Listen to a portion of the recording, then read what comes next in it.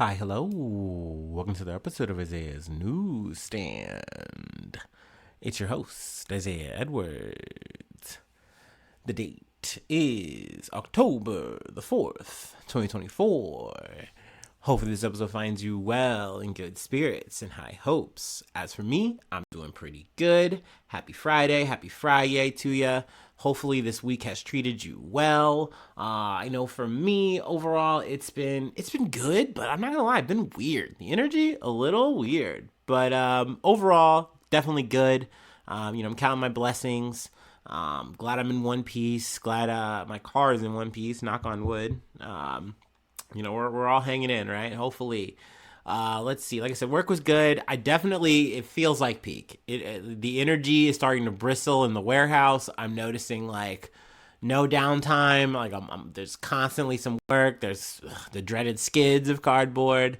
Also, I love the architects. Where they find a way to cheat the realities of life, and they say, hey, we're gonna make pretty much. They start making makeshift buggies out of the cardboard and the skids themselves, and I hate that. And I know I'm just going on this long rant before we even really get into anything, but like it's just one of those things where it's like, no, dude, like you're not making anything better or easier here. When I disassemble this mummified wrap that you have, everything's gonna fall apart like a loose sandwich.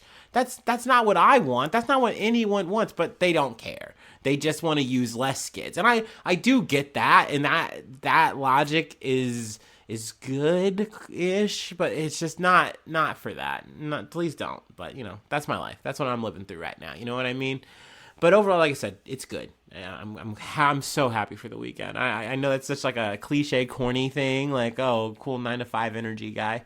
But it's just, oof. I think especially too, and I know I keep talking about it, but it's just with the gym stuff, you know what I mean? Like my schedule has definitely been different. So, it's just a lot of adjusting. So, but hey, we're here. We're happy. I feel good. Let's see here. Food corner last night. Let's talk about some food. I made a burger with some bacon on it, some other trimmings, some other fixings. It was good. It was yummy. Made some hot dogs. And I will say, I made like what I call garden dogs. Excuse me. Ooh, that was a pre-excuse. But essentially, it's like tomato, lettuce, onion, pickle. I like try to do the whole works. It kind of looks like a Chicago dog, but I'm doing even more. Like I'm just being way extra. Though I should say I should have added a pepperoni or something like that. That would have been smart. And then I had some onion rings and some fries. So yeah. Also, I feel like I haven't really talked about it since the last time I got like really emotional about my milestone. And also, this is probably gonna get erased by the weekend anyway because I'm about to eat. I'm about to be a whole hog. I keep trying to make a hog noise or a pig noise, and I'm not good at it. We'll try. We'll work on it, But yeah, I'm clocking in at 240. 240. So that means last time we talked about this, I was 245. Definitely just kind of going up and down, a little bit of oscillation, if you will. I'm okay with that, especially at this weight. Like, at this point, I am kind of hanging out. I don't want to say it's a bit of a holding pattern. But I was surprised, like I said, I was like, yeah, I'm going to keep moving. I'm going to keep pushing. I'm not going to stop. But yeah, I'm happy to see the number going down. I mean, I really don't want to like put another goal up. Like, oh, I want to hit 235. I would, sure, but like once again, it's all vague for me. Like this just feels like how I felt when I hit 30. Like brother, I didn't think I was gonna make it like this long. If I'm being for real with you, I don't have a plan. I kind of was riding out in the sunset at 25. I don't know what to tell you. But here we are, 34, so we're just figuring it out day by day. We're just happy to be here. And that's kind of where I'm at with this, where I'm really happy that like I've worked up this discipline where it isn't anything to me really to just go after work and just do an hour or so, maybe sometimes about an hour and a half on average-ish, at the gym. It feels good. It is nice in that regard. I will say, just my full disclosure, you're already in my blog sphere, whatever. I can be real with y'all, right? My newsies, right? I've definitely, this is me in my stinky era. Like I've had that nickname, that moniker, and it's always made me like, because like I literally work in trash for a living. So it's like, oh, that's such a like, I don't want to be stinky. Please don't perceive me as stinky. But now that I'm like in this gym shit, like I am stink. Like, and I hate that for me. I do. I really do. Because I refuse to be like a 2-shower Andy. Like, I'm just not going to be that guy. Not right now. I have no prospects for me. I live alone. No, this is me. This is me in my Yeti mode. Like, I'm Sasquatch incarnated. Like, I'm the Bigfoot they're looking for. I don't know, but it just is what it is. So yeah, that's where we're at with life. Let's go ahead and do our startup and we'll get into some news. I thought this was going to be a nice clean clip episode, but you know what? Maybe I've changed. Maybe I've just become even more of a yapper now. And now this is what you're going to get. Say goodbye to 15-minute episodes. I don't know. I hope not. I don't think that's what the people want, but maybe not. Maybe, who cares? You're fine. You're here. We're here. We're having fun. We're about to do our startup. We're about to feel good. We're about to get into, sadly, some unfortunate things. But, hey, it's all about the ride. This is Adventure Express, baby. And if you know, you know. That's a Keystone ride for the locals.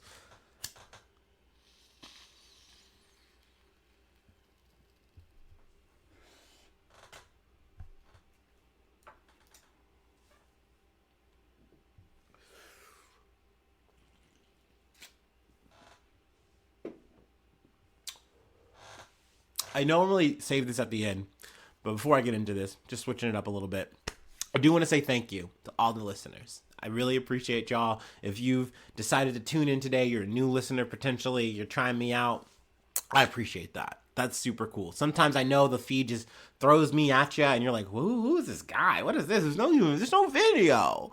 But thank you. I really do appreciate that. Just wanted to throw that out there today. All right, from Al Jazeera.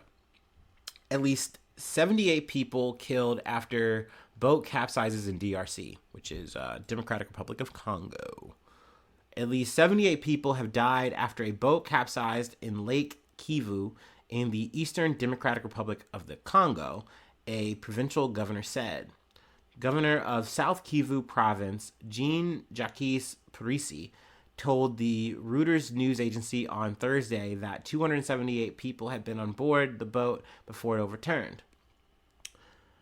Let's see. The governor of the neighboring North Kivu province said at least 58 people had been rescued, so that's at least a little bit of good news.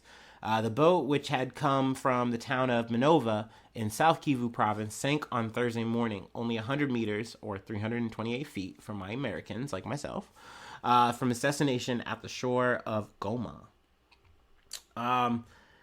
An increasing number of people have opted to cross the northern tip of Lake Kivu by boat to reach Goma in often overcrowded vessels to avoid land travel in an area prone to fighting between Congolese government forces and the M23 rebels. So I felt like that was definitely an important thing to note before we kind of move along here. Like that's the reason why this kind of situation happened. It wasn't like a migration issue or something like that. That's usually, I feel like, a story that kind of comes up a lot that we wind up covering on the podcast. But this was a situation where it's like, no, we have a conflict and traveling on land is very difficult, if not very dangerous, so dangerous that, we could lose our life, that it is worth the risk of doing, going on an overcrowded boat, going through this and ferrying that way. So it's obviously very unfortunate that even the circumstances warrant the situation, let alone that this situation happened.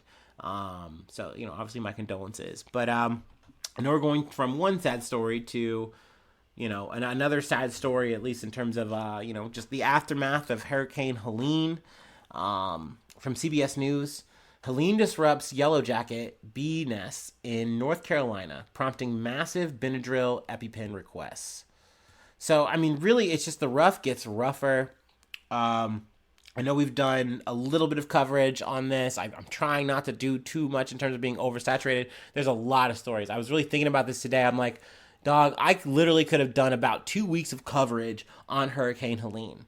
And I made this reference once, but I think the more I see, the more I'm like, damn, this really was the worst, like this is worse than maybe Hurricane Katrina in terms of just the hit. And I mean, um, I don't know. I mean, maybe there's still more of a tail of the tape there to be said, but I mean, it definitely is just really rough. I've had friends who are actually doing like work details where they're like, going through helping out people and things of that nature. Obviously, I have friends in terms of just like going through my Facebook and shit who are going through this shit, right now and dealing with the aftermath of things. Shit is really rough. I mean, this one has really devastated people a lot because, like I said before, this shit hit the southern coast and then just moved inland so hard and heavy and just did so much damage. And in a lot of these places, it's like, one, yeah, you couldn't prepare for this. You couldn't have been ready for this in any way, shape, or form. And then when it hits you, it's like, okay, a lot of these people do not have any of the kind of means to just get up and be like, okay, we're fine. Everything's all right. I mean, obviously, the average American does not. But, like, no, it's just, this has been just terrible, and then terrible on terrible with just shit like this. It almost feels like, and I hate to say it because obviously, I'm sure there's plenty of people who are not biblical listeners, but this feels like plague shit, bro. It just feels like, god damn, you're telling me that you have a whole ass hurricane like conditions, and then you're telling me that this disrupted the fucking Hornets or whatever, the Yellow Jackets, I'm sorry, let me respect on their names, they done come out the woodwork now, and now they're stinging people so bad that we got to get EpiPens and Benadryl out. So, I mean, shit's insane. And not to mention, there's fears that there's going to be another hurricane coming through again. So it's like, this is really scary shit right now. It's really heavy, Let's actually try to read a little bit. Deadly flooding from Hurricane Helene in western North Carolina. Sorry, I had to do that at least once. Has disrupted the underground nests of yellow jackets, bees, and other insects. I don't know why I said insects so funny. Causing them to swarm and sting people struggling to recover from the storm. It has caused such a surge in requests for medication to protect people allergic to stings that the North Carolina Department of Health and Human Services is buying Benadryl and epinephrine injections to help fill requests through hospitals, emergency medical personnel, and doctors. Pharmacists in the state can also provide emergency refills for people who are already prescribed allergy medications, according to a state health department spokesperson. The state is planning to allow people to buy epinephrine, I'm sure I'm saying that wrong, epinephrine injections such as EpiPens without a prescription, and it is working to collect and distribute donations of medicines. So yeah, I mean, shit's crazy out here, y'all. But I'm glad that at least there are, protocols in place, or at least protocols being lifted to make this a little bit easier so people can get the help they need in this regard. I mean, I really hope that, we just continue to see people kind of rallying and making things happen. I'm hearing people going on runs to like do medicine and stuff for people. Like, hey, I got these two types of insulin. I can do runs. Let me know. And I'm like, man, it is just, in this regard, it is amazing to see the human spirit rally for other people. I think that shit's really awesome because I know in life I cover so much like sad shit, so much fucked up morbid shit, mean evil people, but it is always nice to talk about, cover, and just see in the real world, in real time, people being good. You know what I mean? So that's what's up, at least in that regard. So we'll leave it on that good note for that regard. I did want to do a little bit of update / a little corrections. I know I kind of just threw this story out, and I know I'm continuing to just kind of hip fire this. But from CNN, just to kind of stick an article here, factory workers in Tennessee were swept away by Helene. Their families say they weren't allowed to leave work in time to flee. So obviously it's very fucking fucked up. This is a story I referenced previously. But yeah, it was 11 Tennessee plastic plant workers were swept away by Hurricane Helene's deadly floodwaters after they tried to leave the facility. Only 5 are rescued. 4 people who worked at the Impact Plastics plant in Irwin are still missing, and 2 have been confirmed dead, including Mendoza, the Associated Press reported. So I just wanted to mention this story to once again just fuck these CEOs, fuck these motherfuckers, man. It's just crazy to try to crack the whip to this point where it's like, yeah, man, you'll get fired if you try to go seek shelter, be with your family, do the right thing, do the safe thing. Like, it's heartbreaking. You know what I mean? And I'm sure nothing's gonna happen to these CEOs. It's just gonna get shrugged off and fucking forgotten in time. But yeah, fuck that shit, man. Anyway, moving from one bad thing to, I guess, another politically bad thing. I don't know, man. We gotta talk about Donald Trump a little bit, man. From CNN again. Special counsel Jack Smith provides fullest picture yet of his 2020 election case against Trump in a new filing. Now, I'm going to be real with y'all here. I've been riffing. I like to riff. I like to rhyme. I like to riff and rhyme. Crippity. No, I'm not going to do Mighty Boo shit right now. It's not the time for that. Jack Smith has recooked his indictment, against Donald Trump.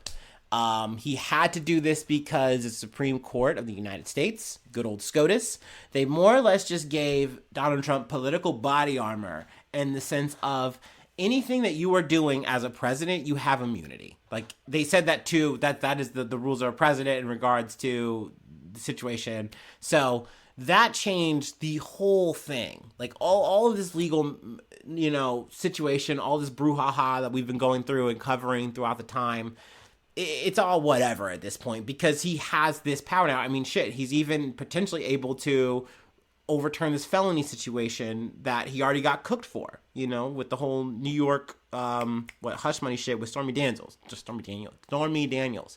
So, shit's all up in the air. But Jack Smith has more or less said, hey, I'm going to retool my indictment. I'm going to rework my case, and we're going to try again. And I don't think, of course, any of this is going, like, none of this is going to actually affect the election or, even the case isn't going to start. But, I mean, essentially already Donald Trump's mad because it's like, oh, he's trying to do an October surprise. Like, he's trying to fucking pull a move. This is a political hit job. And, I mean, I guess in some ways, yeah, but, like, at the same time, Donald Trump has tried to, and been successful, in legally dragging out all of these cases and doing all of the fucking, like, jujitsu that he can to make sure that none of these cases, besides the one that Alvin Bragg got his ass on in New York, actually got through and he actually got a verdict in. So, I mean, kudos to him for making that happen. But I just think it's so fucking funny that he's crying, like, election interference, which I love. That's, like, the new fucking thing. Not new, but, like, they just keep crying, like, election interference, when, like, Democrats do anything. Like, shit, Democrats were hanging out with Zelensky for something, like, a week or two back, and essentially, like, conservatives were like, this is election interference at the highest level. Just bullshit like that. I'm like, what are y'all talking about? But anyway, once again, we're not even gonna read this at all. You can go read it. The whole I forget what you would call it, but the case he's trying to make, it's all available. You can go find the whole document or what have you.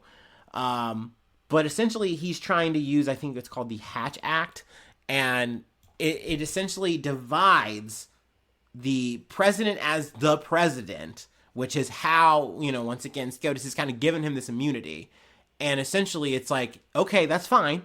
What we're saying is the things he did that, made January 6th, that, like, the pressure he was putting on Mike Pence to not certify the election, all this shit, like, he did this as a presidential candidate. He didn't do it as the president. There is a divide here that is legal and real, and I can say this and move accordingly now. We can move forward now with this case.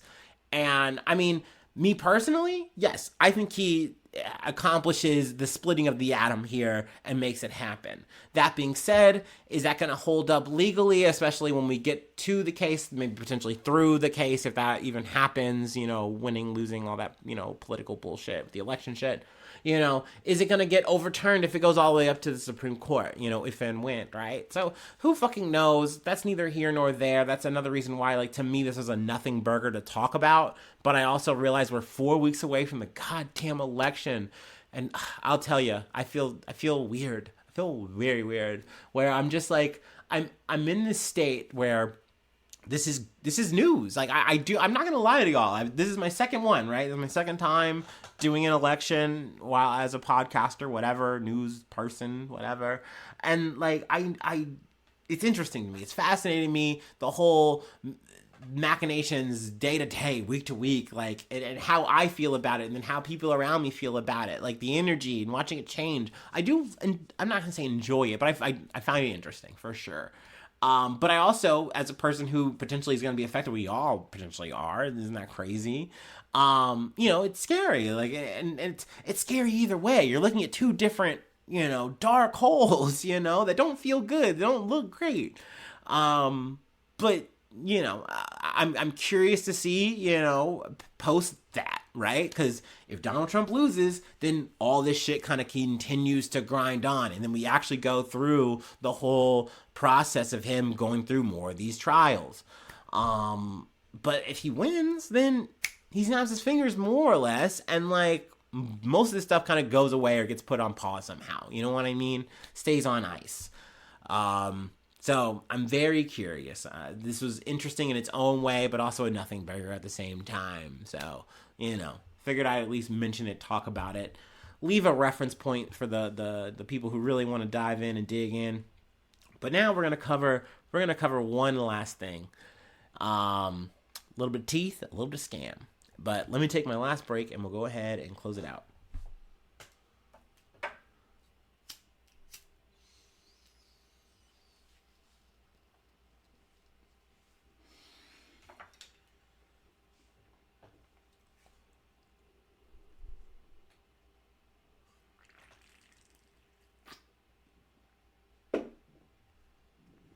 Ooh.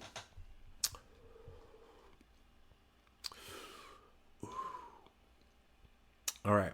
From Hollywood Unlocked. Atlanta's leading veneer specialist, and that's all in quotes, charged with 8 felonies, including unlicensed dentistry after office raid. Brandon Dillard, who refers to himself as Atlanta's top veneer specialist, is being accused of practicing dentistry and medicine for years without a license. According to a report by WSBTV.com, Fulton County District Attorney Will Wooten is claiming that Brandon Dillard is not a dentist. He's never been a dentist. And as much as he may want to play one on Instagram, he is not one, according to the report. Let's see. With a following of 157. Oh, also the name of the location where he was working out of was A List of Smiles, Atlanta. I don't like that name. I don't get it. It doesn't click to me like, oh, that's so clever. You just put smiles in there. But I mean, hey, I guess business was booming. With a following of 157,000 on Instagram, the company has been in business since 2021. However, arrest warrants for Dillard reveal that he lacks a dental license and has been unlawfully conducting veneer treatments. In Georgia, veneer procedures can only be legally conducted by licensed dentists. Despite this, A List Smiles. See, it just doesn't ring to me. That's a red flag there. Like, this doesn't work. This isn't inviting. Anyway, showcases the smiles of what they claim are happy customers on their social media platforms, along with promotions such as raffle contests for their $5,500 veneer services. So yeah, I mean, I think this is really crazy that not only did this guy not have a license, he never had one. And I think sometimes, like, when you initially hear that kind of news, you immediately kind of cope and you go, oh, maybe he just lost his license and was just kind of like, fuck it. Like, no, man, you don't know how this guy got into the game. Who taught this guy how to do veneers? And that leads me to think, because the article really doesn't go into too many details. They do say he faces 8 felony charges, which include practicing dentistry and medicine without the necessary licenses, as well as engaging in theft by deception.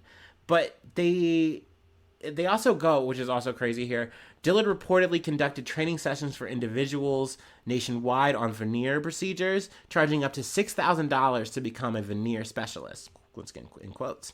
However, the district attorney's office stated that under Georgia law, there's no official designation for veneer specialist or veneer technician. So he was just raw dog scamming there, dude. That's terrible. But I really want to know how he learned how to do veneers, for one, because it doesn't say there in this article. And I want to know, like, were there people who had bad reviews, like, who were taking, or was it just a front so that he could juice people out of this, like the last part where he's just like, oh, I offer my teachings to you, I can train you. But then once again, how did he then learn, right? Was he YouTube tutorialing? I'm so curious. Like, I wish I had more details. I haven't done much out of this article. I just kind of saw this and I was like, okay, yeah, I'll talk about this teeth guy. Sure. But yeah, definitely scam god material. Very fucked up. Obviously, Tomato Town for this individual. That's fucked up, man. And yeah, obviously, damn, it sucks to shell out $6,000 and now you're a veneer specialist and that doesn't do anything for you. You can't wipe your ass with that. So that sucks. That's a bummer. But yeah, that's really all I have for today. Let's see. Okay, we did it under 30 minutes. I was surprised. I was shocked. Okay, cool. Love to see it. If you'd like to help out, support the effort, become a newsie today. Patreon.com/Isaiah News. Let's see here. IsaiahNews1@gmail.com. Feel free to follow me or the podcast on any of the socials. I got the Discord up, or at least on some of the pages, so you feel free to click that, follow, by all means. Also, if you're listening on TikTok, hell yeah. This one's for you. Let's see. For the YouTubers, please subscribe. I love that. That really helps out. I'm trying to get monetized, trying to get a motherfucking scholarship. If you know where that's from, you're a real one. But yeah, hit that subscribe button, leave a like, leave a cool comment. Sharing is caring. But also, if you're listening on Spotify or any listening thing, because I mean, technically Spotify is like the flagship platform. You know, that's where we got started. That's our origin story. Yada. I mean, shit. I've fucking done ads for Spotify. That was a long time ago. But yeah, thanks so much for tuning in. Thanks so much for being a friend. And hopefully I see you soon for some more good news. I love you. Bye-bye. Mwah.